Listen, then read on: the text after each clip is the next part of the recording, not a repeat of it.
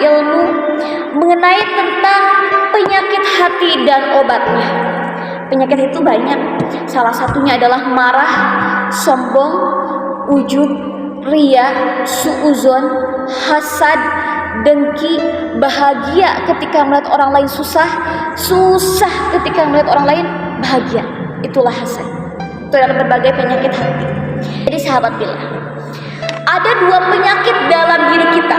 Yang pertama adalah penyakit badan dan penyakit hati.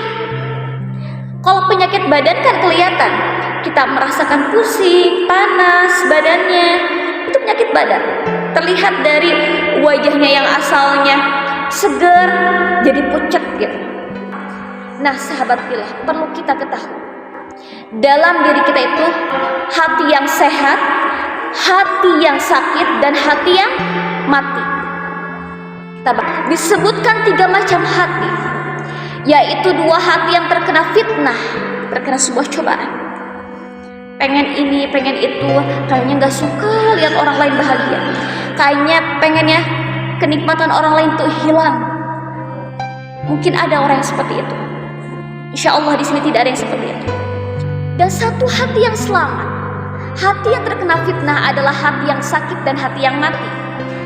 Sedangkan hati yang selamat adalah hati orang yang beriman yang selalu tunduk khusyuk kepada Allah, selalu menghadirkan hatinya di setiap kehidupan ini. Itulah orang-orang yang hatinya selamat, yang selalu merasakan ketenangan dalam jiwanya, yang selalu merasakan kebahagiaan dalam hatinya. Itulah orang-orang yang hatinya selamat. Maka orang-orang yang hatinya sakit, dia akan merasa tidak tenang, hatinya dia akan selalu merana, dia akan selalu bersedih. Bersedihnya kenapa?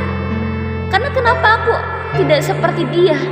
Dia sudah sukses, dia sudah punya ini, dia sudah punya itu, tapi aku tidak mendapatkan hal itu. Orang yang hasad itu seperti itu, dia akan selalu merana dan akan selalu bersedih hati.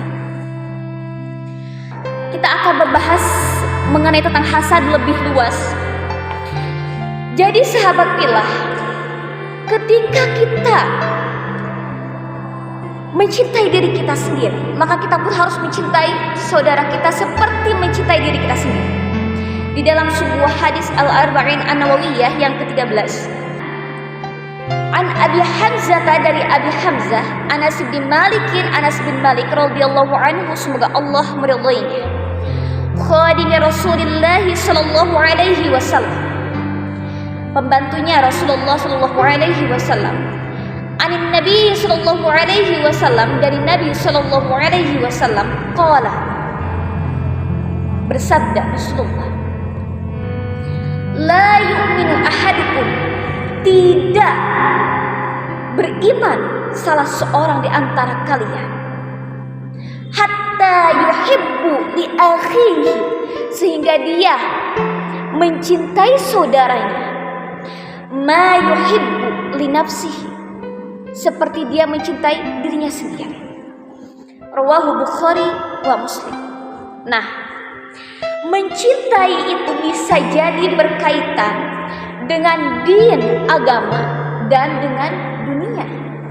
Contoh, sahabat billah, Anda bertanya kepada sahabat billah, sahabat billah semua bahagiakah ketika sahabat billah rajin dalam menghafal Al-Quran?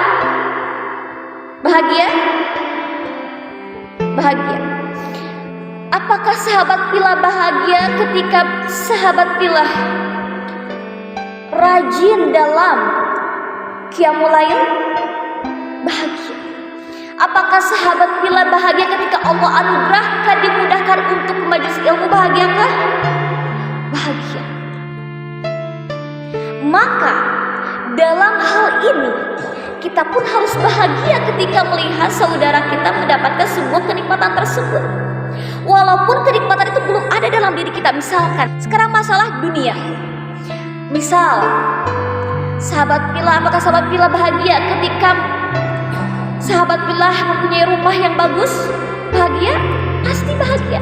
Punya handphone yang bagus? Bahagia? Pasti bahagia. Punya mobil yang mewah? Bahagia? Pasti bahagia. Punya baju yang bagus? Bahagia? Pasti bahagia. Maka ketika kenikmatan itu ada pada saudara kita, ada pada teman kita, kita pun harus bahagia ketika melihat saudara atau teman kita mendapatkan kenikmatan tersebut.